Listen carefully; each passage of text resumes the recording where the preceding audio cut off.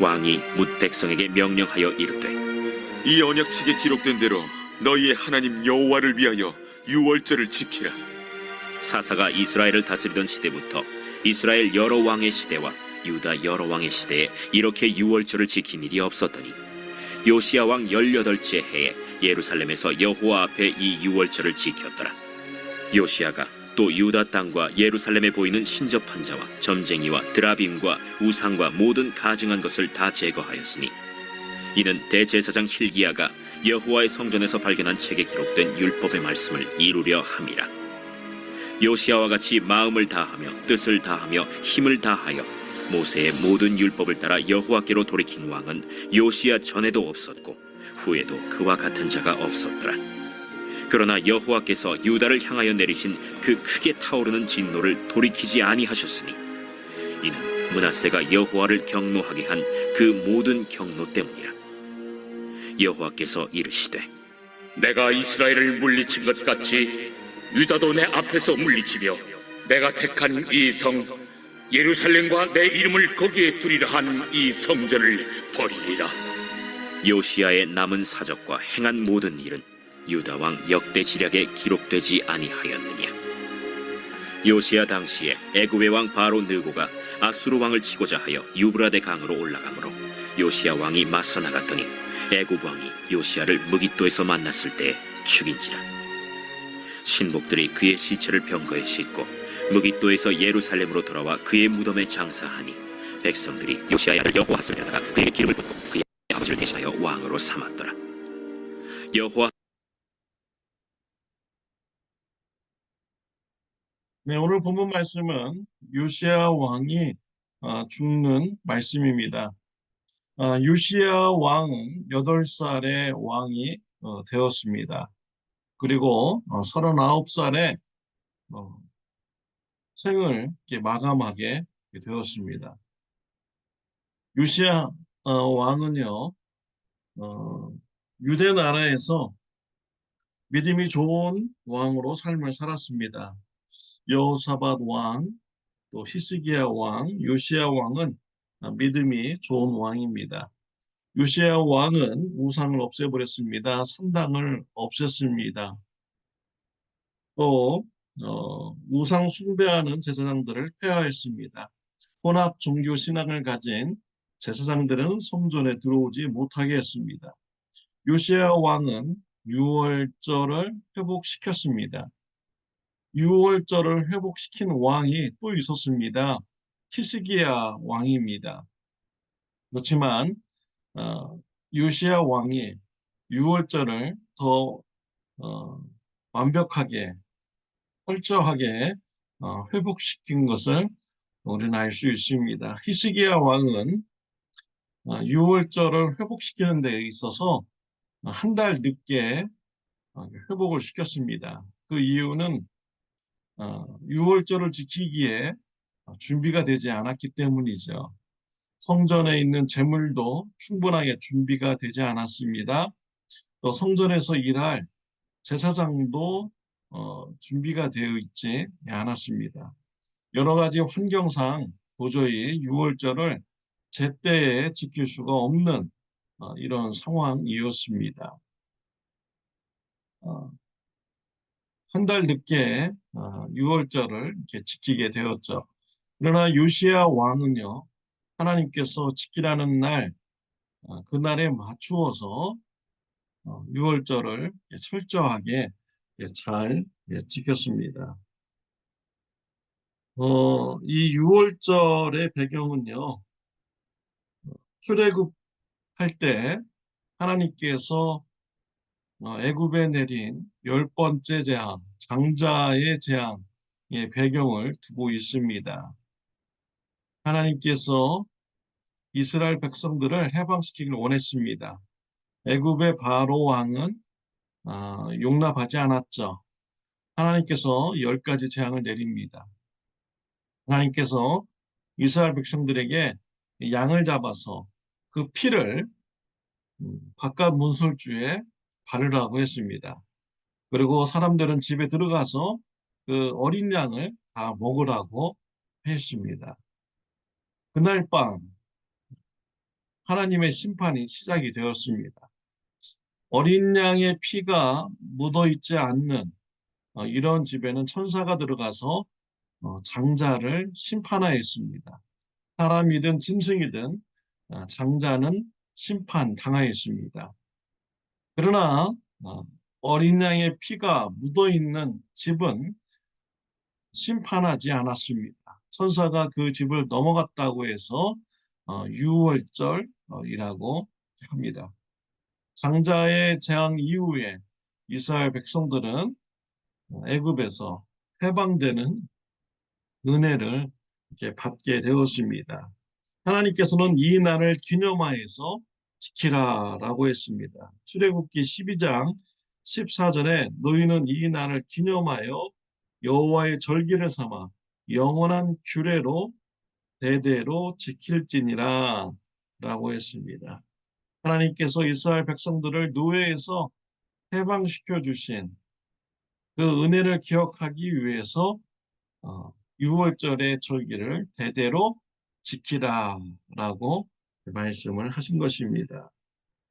6월절을 지킴으로써 하나님의 은혜를 알고 또 하나님 백성의 정체성을 분명히 하게 되는 이런 기회가 되는 것입니다. 하나님께서는 구원의 역사에서 절기를 사용하셨습니다. 6월절에 우리 예수님께서 십자가에 못 박혀 죽으셨습니다. 피 흘리셨습니다. 어린 양의 피가 묻어 있는 그 집에는 하나님의 심판이 넘어가게 되었죠. 어린 양 대신 예수 그리스도의 피가 마음속에 묻어 있는 자는 하나님의 심판이 임하지 않습니다. 하나님의 심판이 넘어가게 됩니다. 하나님께서는 이런 6월절의 절기를 통하여서 하나님의 구원 사역을 이렇게 이루어 가셨습니다. 그리고 오순절날 우리 하나님께서는요 성령님을 보내주셨습니다. 성령 강림이 사건이 일어나게 된 것이죠.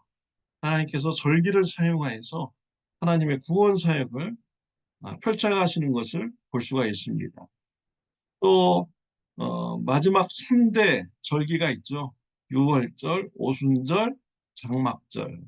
아직 장막절이 지금 성취되고 있지 않습니다. 그래서 어느 학자들은 이 장막절에 우리 예수님께서 앞으로 재림하실 것이다 라고 이렇게 해석을 하는 이런 사람도 있습니다. 그러나 우리 예수님 언제 재림하실지는 아무도 모릅니다. 오직 하나님 아버지만이 알고 계시죠. 절기를 지키는 이유는 하나님의 은혜를 기억하는 데 있는 것입니다. 우리는 6월절에 맞춰서 예수님께서 부활하신 부활절을 우리가 기념하며 지키고 있습니다. 또 오순절에 맞추어서 성령 강림절을 우리가 기억을 하고 있습니다. 이러한 절기를 통하여서 예수님께서 우리를 구원하여 주신 그 은혜를 우리가 기억하고 또 감사하는 이런 절기가 우리는 되는 것이죠. 하나님의 백성의 정체성을 다시 한번 확인하게 되는 다짐하는 그런 절기를 지키는 이런 시간을 우리가 가지고 있습니다. 요시야 왕은 6월절 절기를 회복시켰습니다. 외적으로만 지킨 것이 아닙니다. 25절에 보면 요시야와 같이 마음을 다하며 뜻을 다하며 힘을 다하여 모세의 모든 율법을 따라 여호와께 돌이키는 왕은 요시야 전에도 없었고 후에도 그와 같은 자가 없었다라고 했습니다. 요시야 왕은 마음을 다하고 뜻을 다하고 힘을 다하여 하나님을 사랑하는 이런 신앙생활을 하였습니다. 정말 모범적인 이런 신앙생활을 한 것이죠. 요시야 왕은 짧은 인생을 살고 죽습니다. 39세에 애국과의 전쟁에서 죽게 됩니다. 요시야 왕이 죽은 후 22년 만에 유다 나라가 바벨론에 의해서 멸망을 당하게 됩니다. 하나님께서 심판하신다는 이 예언의 말씀이 성취가 되는 것이죠. 요시야 왕이 좀 더 오래 살았다라면 유대 나라의 멸망이 좀 더 오래 지속되었을 텐데 라는 이런 아쉬움이 이렇게 있습니다. 왜 하나님께서 요시야 왕을 이렇게 빨리 데려가셨을까라는 이런 아쉬움도 있습니다. 우리가 죽음을 바라보는 것, 어떻게 바라보는 것이 참 중요한 것이죠. 요시야 왕은 이제 죽었습니다. 그 요시야 왕에 대한 이 평가가 성경에 나와 있죠. 그는 정말 마음을 다하고 뜻을 다하고 힘을 다하여 하나님을 사랑한 이런 왕이었다. 우상을 모두 부순 왕이었다. 또 하나님을 섬기도록 백성들을 인도한 왕이었다. 유월절을 회복시킨 왕이었다. 여러 가지 참 신앙적으로 좋은 영향을 이렇게 미쳤습니다. 저와 여러분들도 언젠가는 우리가 죽습니다. 다 죽음을 앞에 두고 이렇게 있습니다. 죽음을 앞에 둔 자로서 어떠한 마음을 가지고 있습니까? 두려운 마음을 가지고 있습니까? 두려울 것이 없죠. 죽음 이후에는 아, 영원한 천국이 우리를 기다리고 있는 것입니다. 이 세상보다 더 좋은 세상이 우리를 기다리고 있습니다. 그래서 죽음은 두려워할 이런 대상이 아닌 것입니다. 또 우리가 죽음을 앞에 뒀을 때 우리는요, 앞으로 내가 살 날이 얼마 남지 않았다라는 것을 우리가 기억하고 우리 죽음을 우리가 준비해야겠습니다. 죽음을 준비하는 건 이 땅에 있을 때 우리가 더 많이 하나님의 나라를 위해서 충성하고 헌신하는 이러한 일인 것이죠. 이 땅에서 충성하고 열심을 다해 하나님을 위하여 헌신을 한다면 우리 하나님 앞에 갔을 때 죽음 이후에 하나님으로부터 상급을 받게 되죠. 영원한 상급을 우리가 받게 되는 것입니다. 죽음을 앞에 두었을 때 무슨 생각을 하십니까? 이 요시야 왕과 같이 정말 훌륭한 신앙인이었다. 정말 아까운 사람이었다. 좋은 사람이었다. 라는 우리가 이러한 평가를 받기 위해서 우리가 하나님의 나라를 위해서 충성하고 우리가 헌신해야겠습니다. 신앙의 유산을 남겨줄 것을 우리가 열심을 다하여 힘을 다하고요. 하나님 나라에서 우리가 상을 받을 것을 우리가 기대하면서 이 땅에 좋은 신앙의 영향력을 우리가 미쳐야겠습니다. 죽음은 두려운 것이 아닙니다. 죽음 이후에 더 좋은 천국의 삶이 우리를 기다리고 있습니다. 죽음을 바라볼 때 하나님 나라를 위하여 충성하고 헌신함으로써 죽음을 준비하는 신앙의 삶을 살아가는 저와 여러분들이 되시기를 바랍니다. 기도드리겠습니다. 하나님 아버지, 감사합니다. 이 땅에서 육체의 삶을 허락해 주시니 감사합니다. 예수 믿고 구원받게 해주시니 감사합니다. 이 땅에서 우리가 살고 우리가 언젠가는 죽습니다. 그 죽음 앞에 섰을 때 우리가 더욱더 하나님 나라를 바라보고 충성과 헌신을 다짐하는 자가 되게 하여 주옵소서. 요시야 왕과 같이 신앙에 좋은 업적을 남기고 죽는 신앙인이 되게 하여 주옵소서. 하나님 앞에 섰을 때 많은 상급을 받는 은혜가 있게 하여 주옵소서. 예수님의 이름으로 기도드렸습니다. 아멘. 좋은 하루 되시기를 바랍니다.